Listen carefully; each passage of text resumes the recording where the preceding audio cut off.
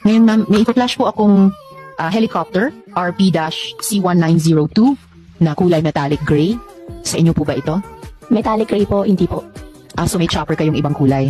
Your Honor, opo, pero naibenta ko na po. So paano siya nagpatayo ng ganong kalaking building na ang equity niya is only 1.2 million? You know si Ms. Telma Larana? Your Honor, hindi po. Sino si Walter Wong?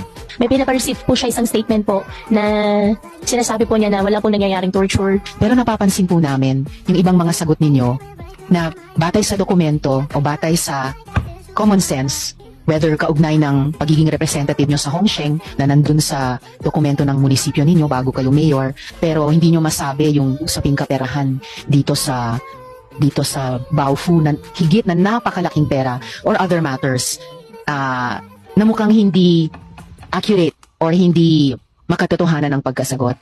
So I would really request the good mayor, hindi lang dahil pare-pareho tayo nagtatrabaho sa gobyerno and usually we show each other mutual respect, pero dahil din nanumpa kayo kanina na you will tell the truth in this hearing, tupakilang mayor, no, a bit more candor than you have shown on some of the important questions. Ina ni Chairperson yung resolution na nakapangalan sa inyo, correct? Opo. Bakit kayo nag-apply ng resolution? Because in the resolution, paki-flash nga, nakasulat doon, applicant eh. No? Your Honor, bilang incorporator po ng Baofu po, tinulungan ko po sila na ipakilala din po doon sa previous po na administration po para po doon sa Lono po. Tinignan ko kasi itong incorporation papers ninyo and then meron isang Wang Jiang, one of the incorporators na interestingly, Cyprot. I-flash lang namin. Lumalabas yung kanyang capital is only 1.2 million. No? Ang asset niya is only, I'll flash it no, but I'll dictate it for now. 1.2 million in asset, 0 liabilities, 1.2 in equity. You know si Ms. Telma Larana? Your Honor, hindi po. Siya yung president ng Hongsheng. President, treasurer, chairman of Hongsheng. Your Honor, hindi ko po Hindi mo siya nakilala? Hindi ko po siya Sino nakilala. kausap mo sa Hongsheng? Kasi siya yung president, I would assume, siya yung president. Siya yung chairman, siya yung treasurer, I would assume. Siya yung lalapit sa inyo para kumausap. So sino kausap niyo sa Hongsheng? Your Honor, meron po isang Chinese, ang pangalan po niya ay Shi Chun-chan. Po doon sa Hongsheng, siya po yung lumapit po. At bilang incorporator po ng Baofu, tinulungan ko lang po sila na makilala po ng previous administration po. Si Si Chun Chan. Opo. Wala dito sa incorporation ng papers ng Hongsheng eh. So never nyo nakausap si Telma Laranan? Never po. Okay, kasi nung chinek namin sa Google Earth at nag-check kami rin ng itsura ng bahay niya, and this is subject for validation, Madam Chair, pakilabas nga yung picture ng bahay ni Telma. Ang registered address ni Telma is in number 128 Purok 2, Castillo, Concepcion, Tarlac. Yan, we nag-Google Earth kami, and then we did the street view, the next slide. Ito yung bahay ni Telma, yun, 128. Huh?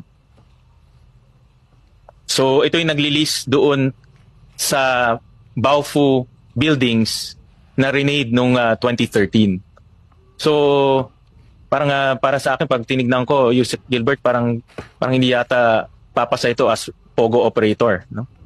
So, never nyo nakausap si Telma Laranan? Your Honor, hindi ko po siya kilala at never ko po siya nakausap. Ang contact lang ninyo ay si Shishu Chan. Opo. Okay. Siya po yung lumapit po sa akin, Your Honor. Pinakilala ko lang po siya sa previous administration po. Okay. Anong position ni Shishu Chan sa Hongsheng? Ang pinakilala po niya sa akin, siya po yung sa Hongsheng po, nagpapatulong po na ilapit po sila sa previous administration po. Yeah, Yun lang po. anong position niya doon? Is he the general manager? Anong position? Hindi ko na po maalala po, Your Honor. And then kanina na-mention ni Madam Chair, si Walter Wong. Opo. Sino si Walter Wong? Si Walter Ong po, lumapit po siya sa akin February 27 po yata this year. Yung last po napunta po niya sa akin sa opisina po. May pinapareceive po siya isang statement po na sinasabi po niya na wala pong nangyayaring torture at hindi po totoo yung mga allegations po. He's connected to Zuyan. Po. Opo. He's connected to Zuyan. He's the general manager. Opo, he's the general manager. Kanina, Madam Chair, interestingly, yung pinakita niyong PLDT, can you flash? Hindi siya general manager ng Hongsheng, but general manager ng Zunyuan. Can we flash that? But general manager siya ng Hongsheng. So, si Walter Wong, is he working for both companies? Your Honor, hindi ko po alam at dahil po hindi po ako involved po sa Pogo kaya hindi ko po talaga alam po, Your Honor. Kasi dito ang representation niya is Hongsheng eh. Your So he's Honor, representing Jun Yuan, and in the papers, Hong Sheng rin ang kanyang representation. Balik tayo. Opo. Yan. Your Honor, hindi po ako involved po sa Pogo, kaya hindi ko po din talaga po alam, Your Honor. Alright. But this person, Madam Chair, itong taong to, is the connection between Hong Sheng and Jun Yuan because of this document. So, Madam Chair, that's for now, and I'll just continue my questions as we go along. Thank you, Sen. Sherwin. I have one more follow-up question kay Mayor. Pero, ma'am, napapansin nyo naman na kami po ni Sen. Sherwin and the Chair are treating you with all due respect bilang katrabaho namin sa gobyerno. Pero napapansin po namin yung ibang mga sagot ninyo na batay sa dokumento o batay sa common sense, whether kaugnay ng pagiging representative nyo sa Hongsheng na nandun sa dokumento ng munisipyo ninyo bago kayo mayor, or yung fact na alam nyo yung detalye nung hog racing business nyo dati, pero hindi nyo masabi yung usaping kaperahan dito sa Baofu na higit na napakalaking pera or other matters na mukhang hindi accurate or hindi makatotohanan ng pagkasagot.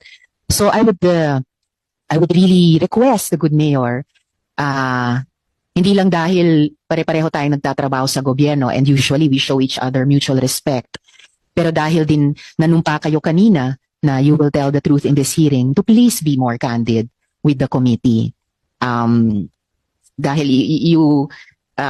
you know bilang local chief executive na sa ganitong mga pagdinig dito man sa Senado or sa Municipal Council, we expect to tell each other the truth. So, pakilang Mayor, no, a bit more candor than you have shown on some of the important questions so far. Kasi yung sinabi ni Sen. Sherwin kanina na ayaw natin na sino man ay, again, sabi niya kanina, excuse the term, ginagago ang sino man, most of all tayo po dapat ay nagsasabi ng totoo sa isa't isa. So, a last couple of follow-up questions, Mayor. So una, I need to ask, sa birth certificate po ninyo, yun pa, yung mga tanong kanina sa mga tao, birth certificate po ninyo, dalawa ang kapatid nyo at pangalawa kayo, middle child kayo, tama po? Your mic, ma'am. Your Honor, ang alam ko po, isa lang po ako sa nanay ko po. Okay, pero pag panghawakan ko pa rin yung kopya namin ng birth certificate ninyo, di umano doon sa birth certificate, dalawa ang kapatid nyo at pangalawa kayo. Ano po yung pangalan ng mga kapatid nyo? Your Honor, ako lang po mag-isa po sa nanay ko po. Meron ba kayong mga kapatid o half-siblings sa ama ninyo? Sa ama po na half-siblings po, meron po. So ano pong mga pangalan ng mga half-siblings ninyo sa inyong ama? Chinese po sila. Anong mga pangalan po nila? Guo Xianglong. At ano pa yung isang pangalan? Your Honor, yan po. Isang pangalan lang po yun. Opo, Your Honor, yan lang po. And then yung isa pang pangalan ay? Guo Xianglong. So isang pangalan lang. So ano yung pangalawa? Dun sa dalawang half-siblings nyo sa ama nyo? Ang alam ko po, Your Honor, isa lang po siya. Isa lang. Opo, Your Honor. Babae po ba o lalaki? Lalaki po, Your Honor. Siya ba si Seymen Go? Hindi po, Your Honor. O bagamat babae ito, siya ba si Sheila Go? Hindi po, Your Honor. So nasaan na po yung half-sibling nyong iyon sa ama ninyo? May sariling family na po, Your Honor. Nandito ba sila sa Pilipinas? Your Honor, sa ngayon po, wala po. Nasaan po sila? Ang alam ko po, nasa China po.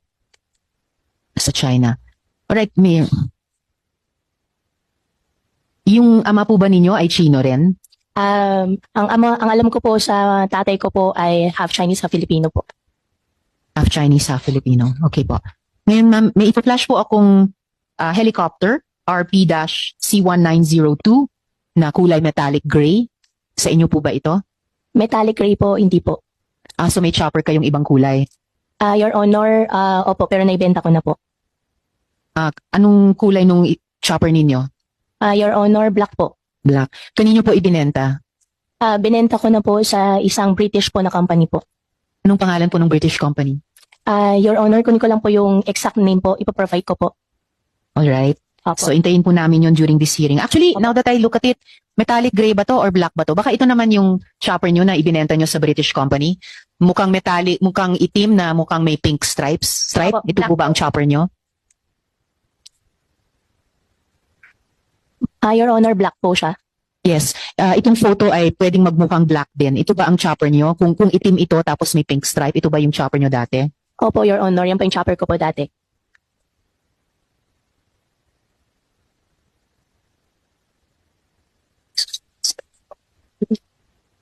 Akala ko po, sabi nyo kanina, lalo na ngayon, post-COVID, mababa ang kita sa hog racing kasi unstable, fluctuating ang prices dahil sa African swine flu. Pero nakabili kayo noon ng chopper?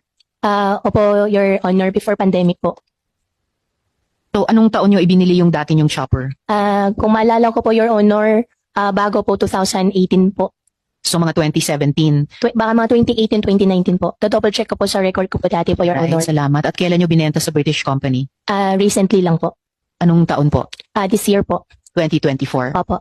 Alright, salamat. So, dako naman po tayo sa mga tanong para sa PAGCOR. Yes, of course, Sen. Sherwin. Madam Chair, just a quick interjection with your permission again.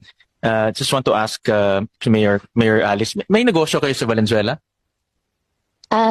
Dati po, nung kabataan ko po, meron po yung magulang ko po sa Valenzuela po. Walang ganyan na company in Valenzuela now and in the past. Your Honor, ngayon po wala na po. Before po, hindi ko rin po alam kasi bata pa lang po ako nun. Okay. Opo, Okay. pasensya na po. Okay. And then, nung pinacheck ko itong 58 T. Santiago,